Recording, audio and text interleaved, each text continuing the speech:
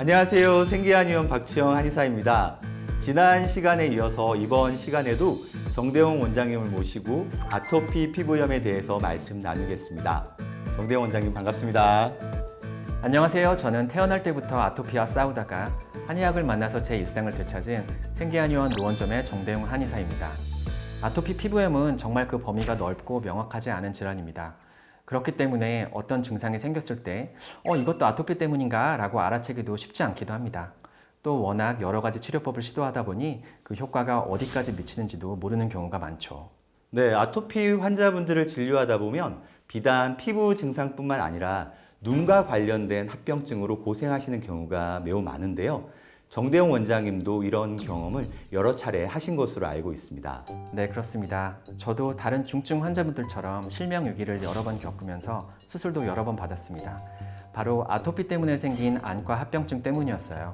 대학교 1학년 때인 19살 때부터 망막박리, 포도막염, 백내장 등으로 세브란스 병원에서 수술을 여러 차례 받았죠. 피부가 충분히 안정된 이후에도 후유증으로 인공수정체가 탈구되거나 다른 한쪽 눈에 백내장 수술을 받기도 했습니다.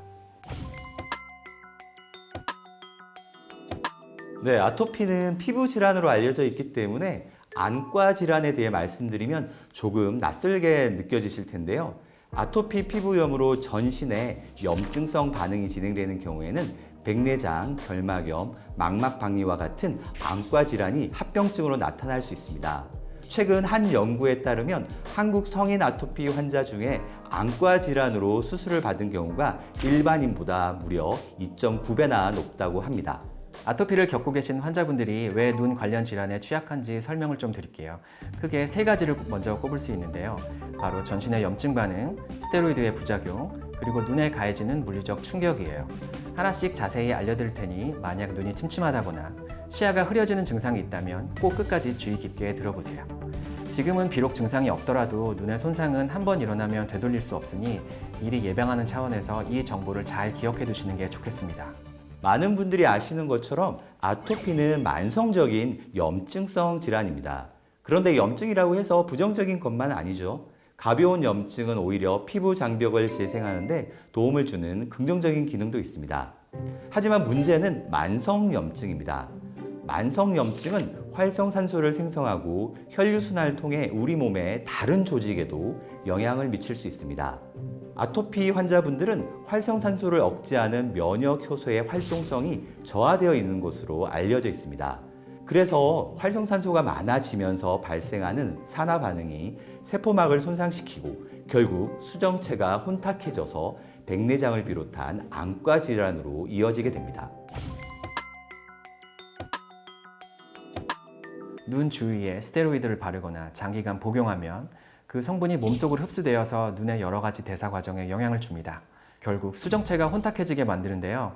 스테로이드는 조직을 분해하는 이화작용을 일으키기 때문입니다.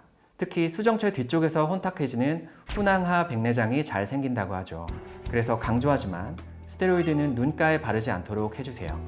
눈꺼풀 같은 곳은 다른 부위에 비해 흡수가 훨씬 잘 되어 굉장히 위험합니다. 실제로 눈꺼풀은 손바닥보다 흡수율이 300배나 더 높다고 하죠. 미국 가정의학과 학회의 자료를 보면 이미 스테로이드 연고의 부작용으로 백내장이 명시되어 있습니다. 우리나라 식약처 역시 스테로이드 연고를 눈 주위나 안과용으로 사용하지 말라고 경고한 바 있습니다.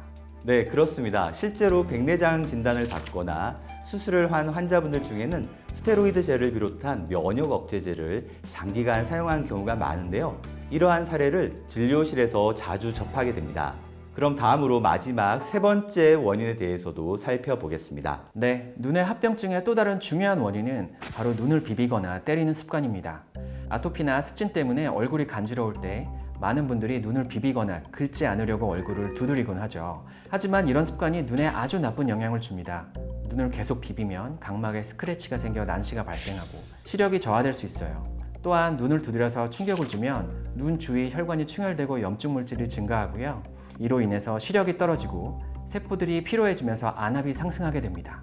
이런 상황에서는 결합 조직이 약해지면서 혈액이 고이거나 망막 부착이 약화될 수 있는데 이러한 증상이 악화되면 망막박리라는 심각한 응급 상황을 초래합니다. 그러니 아무리 눈 주위가 가려워도 얼굴을 두드리는 행동은 절대로 하지 말아야 됩니다. 네, 정대용 원장님의 실제 경험을 바탕으로 한 설명을 들어보니 잘 이해가 됩니다. 아토피 피부염을 비롯한 염증성 질환 때문에 눈 건강이 위험해질 수 있다는 사실을 이해하셨으면 좋겠습니다. 그래서 아토피 피부염을 비롯한 만성적인 염증성 피부 질환이 있다면 피부뿐만 아니라 이제는 눈 건강에도 특별한 주의를 기울여야 하겠습니다. 시력 저하는 가벼운 합병증일 수 있지만 백내장이나 망막 방해와 같은 심각한 상태로 진행될 수 있기 때문에 주의가 필요합니다. 아토피 치료의 궁극적인 목표는 우리 몸이 스스로 조절하는 능력을 회복해서 불필요한 염증 반응을 줄이고 그로 인한 합병증 위험을 낮추는 데에 있습니다. 인위적인 면역 억제에 의존하기보다는 피부의 자연스러운 밸런스를 회복함으로써 몸 전체의 건강을 회복하고 유지하는 것이 굉장히 중요합니다.